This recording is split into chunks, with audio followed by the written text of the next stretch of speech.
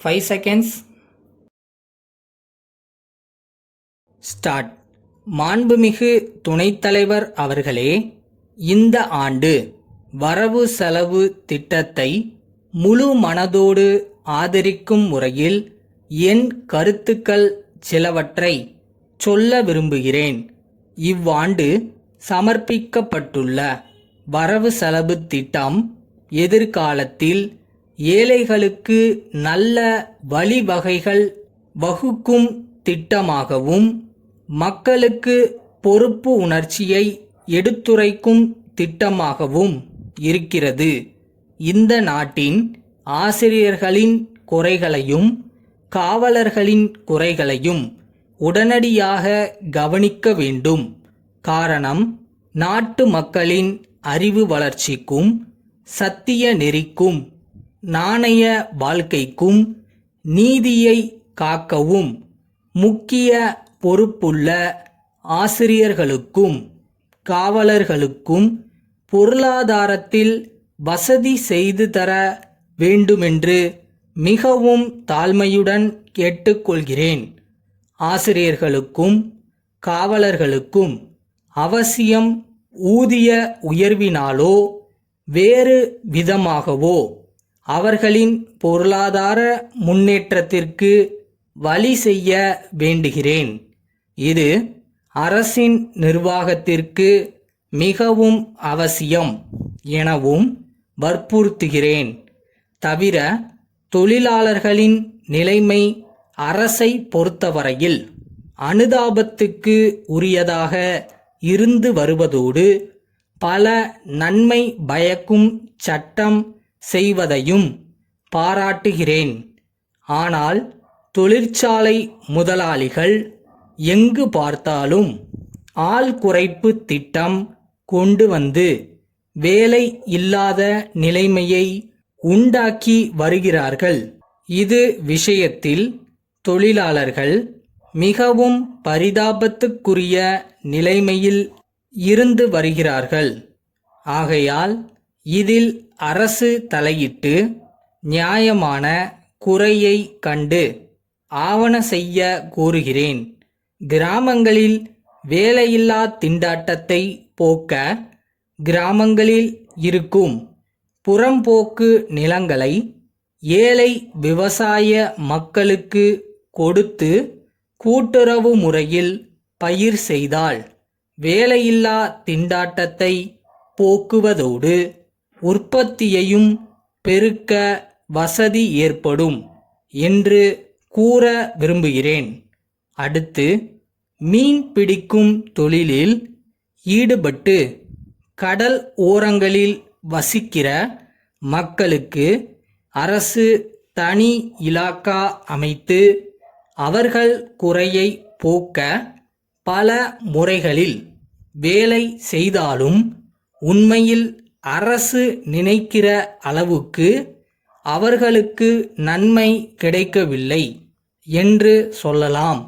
உதாரணமாக, விற்பனைக்கு மீனை கொண்டு போக லாரிகள் ஏற்பாடு செய்யப்பட்டுள்ளன. ஆனால் இதன் மேற்பார்வையை அந்த சமூகத்தில் இருப்பவர்களுக்கோ அந்த சமூகத்தினரால் நடத்தப்படுகிற கூட்டுறவு சங்கங்களுக்கோதான் கொடுக்க வேண்டும் என்ற நிபந்தனை இல்லாததால் தனிப்பட்டவர்கள் கூட இதை நடத்துகிறார்கள். இதனால் சில இடங்களில் இந்த லாரி போக்குவரத்துக்கு முக்கியத்துவம் இல்லாமல் போய்விடுகிறது.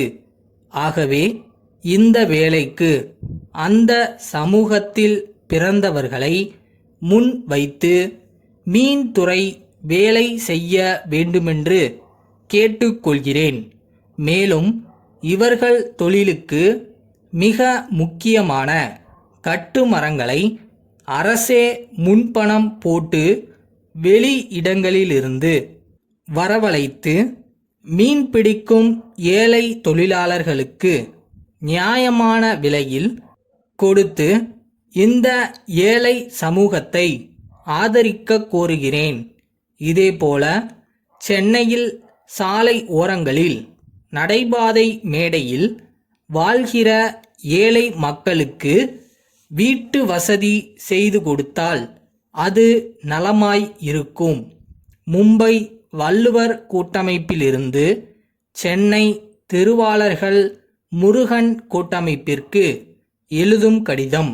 அன்புடையீர், தாங்கள் நீண்ட காலமாக எங்களோடு தொடர்பு கொண்டுள்ளீர்கள். எங்களுடைய பொருள்கள் நாடு முழுவதும் நல்ல வரவேற்பை பெற்று வருகின்றன.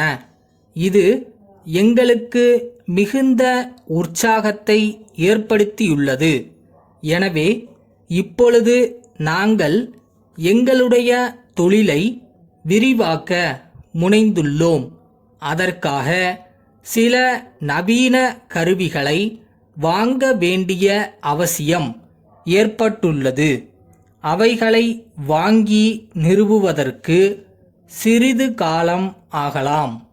அதனால் இடைக்காலத்தில் இப்பொழுது உள்ள உற்பத்தி திறனுக்கு தடை ஏற்படக்கூடிய வாய்ப்பு உள்ளது. ஆகையால் கோரியுள்ள பொருள்களை அனுப்புவதில் கொஞ்சம் காலதாமதம் ஏற்படக்கூடும். புதிய கருவிகள் நிறுவப்பட்டு உற்பத்தியை கூடிய விரைவில் அதிகரிக்க நாங்கள் முயற்சி செய்து கொண்டிருக்கிறோம். வாடிக்கையாளர்களுடைய கோரிக்கைகளையும் தேவைகளையும் பூர்த்தி செய்ய நாங்கள் ஆவண செய்து வருகிறோம். தற்போது உள்ள காலதாமதத்திற்கு வருந்துகிறோம். இதனால் தங்களுக்கு ஏற்படக்கூடிய சிரமத்தினை பொருட்படுத்தாமல் எங்களுக்கு தங்கள் ஆதரவை தொடர்ந்து அளித்து வருவீர்கள் என்று நம்புகின்றோம். தங்கள் நம்பிக்கையுள்ள